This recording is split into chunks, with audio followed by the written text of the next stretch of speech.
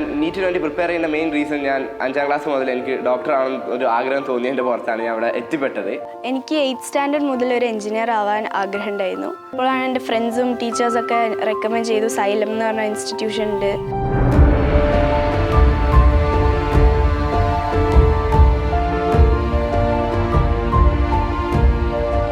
സൈലത്തിൻ്റെ ഏറ്റവും ബെസ്റ്റ് ആയിട്ടുള്ള plus point എന്ന് വെച്ചാൽ ഒരു ഫാക്കൽറ്റീസാണ്. ഹൈലി ക്വാളിഫൈഡ് ആണ്, ഹൈലി എക്സ്പീരിയൻസ്ഡ് ആണ്. അത് മാത്രമല്ല ഭയങ്കര ഫ്രണ്ട്ലി ആണ്. എന്ത് ഡൗട്ട്സ് ഉണ്ടെങ്കിലും നമുക്ക് ക്ലാസ് റൂമിൽ തന്നെ ചോദിക്കാം. 10th വരെ ഞാൻ സ്റ്റേറ്റ് ആയിരുന്നു പഠിച്ചിരുന്നത്. ഇപ്പം +1 പോകുമ്പോൾ ആ ഡിഫിക്കൽട്ടി ഫീൽ ചെയ്യുമോ എന്നുള്ള ഡൗട്ട് ഉണ്ടായിരുന്നു എനിക്ക്. ഇവിടെ വന്നതിന് ശേഷം ഞങ്ങൾക്ക് 2 ആഴ്ച 10th വരെ നമ്മൾ എന്താണോ ബേസിക് ആയിട്ട് പഠിച്ചത് അതൊക്കെ വെച്ചിട്ട് നമുക്കൊരു ബേസിക് ഫൗണ്ടേഷൻ ക്ലാസ് വന്നിരുന്നു. സോ അത് ഭയങ്കര യൂസ്ഫുൾ ആയിരുന്നു. അത് കേട്ട് കഴിഞ്ഞ് നമ്മൾ ഫസ്റ്റ് ചാപ്റ്ററിലേക്ക് കിടന്നപ്പം ഡൈജസ്റ്റ് ചെയ്യാൻ പറ്റാത്ത സംഭവങ്ങളും അതേപോലെ മനസ്സിലാവാകിയൊന്നും ഉണ്ടായിട്ടില്ല. എല്ലാവരും വിചാരിക്കുന്നുണ്ടാവും എൻട്രൻസ് എന്ന് പറയുമ്പോൾ ഭയങ്കര പഠിപ്പ് മാത്രമാണ് ഇവിടെ ഉണ്ടാവാന്ന് നിങ്ങൾ വിചാരിക്കുന്നുണ്ടാവും. എന്നാൽ അങ്ങനെയൊന്നല്ല കേട്ടോ. സൈലം നമുക്ക് എല്ലാ തരത്തിലുള്ള എൻജോയ്മെന്റ്, നമുക്ക് സ്ട്രെസ് ഫ്രീ ആയിട്ടാണ് സൈലം നമ്മളെ കൊണ്ടുപോകുന്നത്. ഔട്ടിംഗ് ആണെങ്കിലും അതുപോലെ തന്നെ ഇയർലി ഉള്ള നമുക്ക് ടൂർ ആണെങ്കിലും ഒക്കെ അടിപൊളിയായിട്ടാണ് സൈലം നമ്മളെ കൊണ്ടുപോകുന്നത്. ഓണം, ക്രിസ്മസ് അതൊക്കെ തന്നെ സൈലം ഇവിടെ സെലിബ്രേറ്റ് ചെയ്യുന്നുണ്ട്. അങ്ങനെ എല്ലാ കാര്യങ്ങളും സൈലം നമ്മുടെ കുട്ടികളോട് ചോദിച്ചിട്ടാണ് സൈലം ചെയ്യുന്നത്.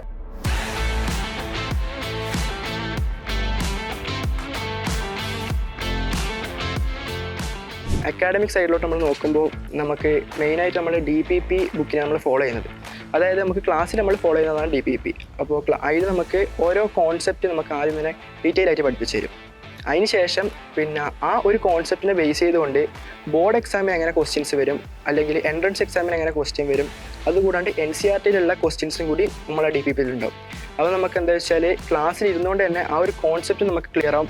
ആ ഒരു കോൺസെപ്റ്റിൽ നിന്ന് പ്രോബ്ലംസ് എങ്ങനെ വരും, അതായത് ബോർഡിന് എങ്ങനെ വരും, എൻട്രൻസിന് എങ്ങനെ വരും, ആ ഒരു തരത്തിൽ നമ്മൾ ക്ലാസ് തന്നെ നമ്മൾ പരിചയപ്പെടുന്നുണ്ട്. ഇടയ്ക്കിടയ്ക്ക് എക്സാംസ് ഉണ്ടാവാറുണ്ട്. അപ്പോൾ ഒരു എക്സാമിന് ഇപ്പോൾ നല്ലോണം പെർഫോം ചെയ്യാൻ പറ്റിയില്ലെങ്കിൽ ഫാക്കൽറ്റീസ് നല്ലോണം മോട്ടിവേറ്റ് ചെയ്യും അടുത്ത എക്സാമിന് വേണ്ടി നല്ലോണം പെർഫോം ചെയ്യാൻ വേണ്ടിയിട്ട്. അവർ ഭയങ്കര ഈഗറാണ് നമ്മളെ ഡൗട്ട്സ് ഒക്കെ ക്ലിയർ ചെയ്ത് തരാൻ. ഹോസ്റ്റലിൽ എന്തെങ്കിലും ഡൗട്ട്സ് ഉണ്ടെങ്കിൽ എല്ലാ വീക്കെൻഡ്സിലും ഡൗട്ട് ക്ലിയറൻസ് സെഷൻ ഉണ്ട്. അപ്പോൾ അവിടുന്ന് ഡൗട്ട്സ് ചോദിക്കാൻ പറ്റും. ഇപ്പം ഒരു കോൺസെപ്റ്റിൽ നമ്മൾ അത്ര സ്ട്രോങ് അല്ലെങ്കിൽ ഇവർ എക്സ്ട്രാ ക്ലാസ്സസ് വെക്കും. ഇത് നമ്മൾ ആ കോൺസെപ്റ്റ് നല്ല സ്ട്രോങ് ആക്കിയിട്ടാണ് നമ്മൾ എന്താക്കുക എക്സാമിന് വേണ്ടി പ്രിപ്പയർ ചെയ്യാൻ ഇവർ ഹെൽപ്പ് ചെയ്യുക. നമുക്ക് ഓരോ എക്സാമുകൾ ഉണ്ടാവും. അതായത് ഇപ്പോൾ ഓരോ ചാപ്റ്റർ ചെയ്യുമ്പോൾ ചാപ്റ്റർ വൈസ് ഇൻഡിവിജ്വൽ എക്സാം ഉണ്ടാവും. ആ എക്സാം കഴിഞ്ഞാൽ തന്നെ നമുക്ക് മൊഡ്യൂൾ എക്സാം, ലോങ് എക്സാം എന്നുള്ള പറഞ്ഞിട്ട് മെഗാ എക്സാം ഉണ്ടാവും. മെഗാ എക്സാം എന്ന് പറയുമ്പോൾ കുറേ ചാപ്റ്റേഴ്സ് ഒരുമിച്ചുള്ളൊരു എക്സാം ആയിരിക്കും. പിന്നെ GIB എക്സാം കേരളത്തിലെ എല്ലാ കുട്ടികളും എഴുതുന്നൊരു എക്സാമാണ്. പിന്നെ എന്ന് പറയുമ്പോൾ JEE മോക്ക് ടെസ്റ്റ് ഉണ്ടായി. അത് നമുക്ക് CBT എക്സാം തന്നെ ഉണ്ടായിട്ടുണ്ട്. അപ്പോൾ നമുക്കൊരു JEE എക്സാമിന് നമ്മൾ എങ്ങനെയാണ് ഫേസ് ചെയ്യേണ്ടതെന്ന് നമുക്ക് ഇപ്പോഴേ നമുക്കൊരു പ്രാക്ടീസ് കിട്ടുന്നുണ്ട്. +2 ഒക്കെ വരുമ്പോൾ നമുക്ക് ഓൾ ഇന്ത്യ ടെസ്റ്റ് വരുന്നുണ്ട്. അതാകുമ്പോൾ ഇന്ത്യയിൽ തന്നെയുള്ള എല്ലാ കുട്ടികളും കൂടി എഴുതുന്നൊരു എക്സാം ആകുമ്പോൾ തന്നെ നമ്മളൊരു നില എത്ര വരുന്നുണ്ട് എന്നുള്ള രീതിയിൽ നമുക്ക് തന്നെ മനസ്സിലാക്കാൻ സാധിക്കുന്നുണ്ട്. അപ്പോൾ ഇങ്ങനെ എക്സാമൊക്കെ വരുമ്പോൾ നമുക്ക് തന്നെ നമ്മളെ ഒരു കോൺഫിഡൻസ് നമുക്ക് വർദ്ധിപ്പിക്കാൻ സാധിക്കുന്നുണ്ട്. എക്സാമിനോടുള്ള പേടി നമുക്ക് മാറ്റാൻ സാധിക്കുന്നുണ്ട്.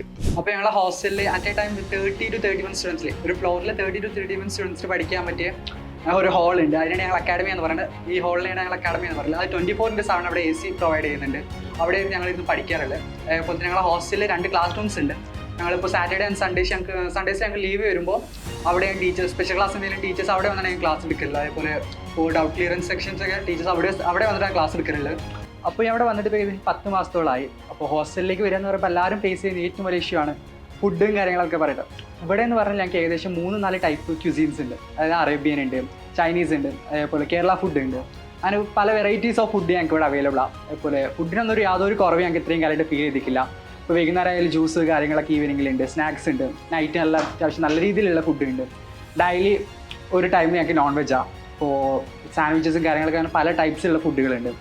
പിന്നെ മെൻറ്റേഴ്സിനെയും വാർഡൻസിനെയും കാര്യം പറയാനാണെങ്കിൽ ലൈക്ക് എ ബ്രദർ, നമുക്ക് എന്തും ഷെയർ ചെയ്യാം, എന്ത് കാര്യം പറയാം, എപ്പോൾ ചെന്ന് ഞങ്ങൾക്ക് വിളിച്ചാലും എന്തും പറയാൻ പറ്റിയ മെൻറ്റേഴ്സും വാർഡൻസൊക്കെയാണ് ഞങ്ങൾക്ക് ഉള്ളത്. പിന്നെ ഗെയിംസിൻ്റെ കാര്യം പറയുമ്പോൾ ഞങ്ങൾക്കിപ്പോൾ ഔട്ട്ഡോർ ഗെയിംസ് ഉണ്ട്, ഇൻഡോർ ഗെയിംസ് ഉണ്ട്. ഔട്ട്ഡോർ ഗെയിംസ് എന്ന് പറയുമ്പോൾ എന്തൊക്കെയുള്ളത്? ക്രിക്കറ്റ് ഉണ്ട്, ഫുട്ബോൾ ഉണ്ട്, ബാഡ്മിൻ്റൺസ് ഉണ്ട്.